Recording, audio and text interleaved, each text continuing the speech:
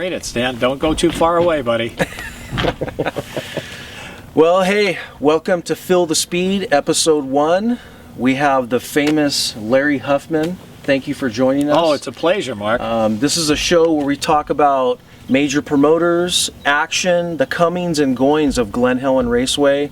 So what has Larry Huffman been up to the last couple years? Well, I've been doing a lot of commercials, and I'm the voice of the Spider-Man 2 video game arena announcer.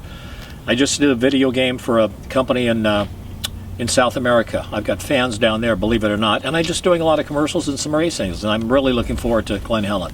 You know, you did a lot of announcing back then, Carlsbad, Unadilla. Yeah, the 500 GP was at Carlsbad in the early 70s, and then the Unadilla GP was around 1977. That was a 250 GP, where they brought the Europeans in and they raced on American soil for the only time.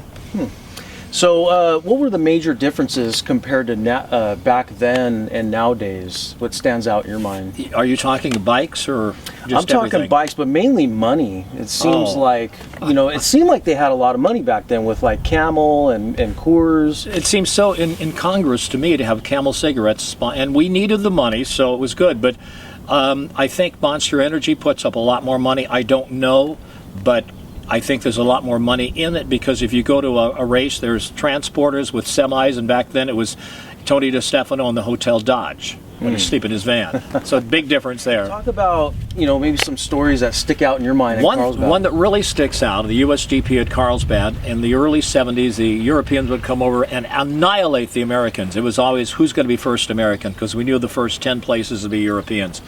One year, 1980, Marty Moats came out on a private 490 Yamaha prepared by Lorenz Offner, and he blew him away and the place went crazy. But what a lot of people don't know, Mark, and didn't know, was Moats lived near there, and he would come down to the track every afternoon for months and race with nobody there, no ambulance or anything.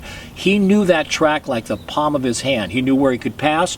The Europeans would fly in on a Thursday or Friday, they practice Saturday, they race Sunday, leave Sunday night. I mean, and I've been to Japan announcing supercrosses in Europe and all, and it's tough to get acclimated back to normal time. And these Europeans did it week after week. They'd be in Holland one week, the next they'd be in France. So Moats, he was a great rider, the late Marty Moats, but one of the reasons he blew him away was because he knew the track.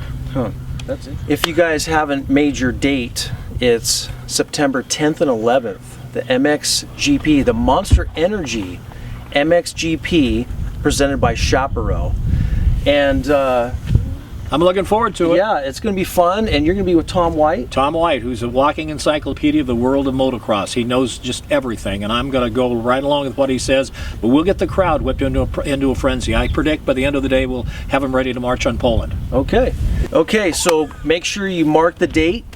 It's September 10th and 11th. Let me handle this. Can I handle this? September 10th and 11th at Glen Helen, ladies and gentlemen. The Monster Energy MXGP presented by Chaparral Motorsports. This is the big one!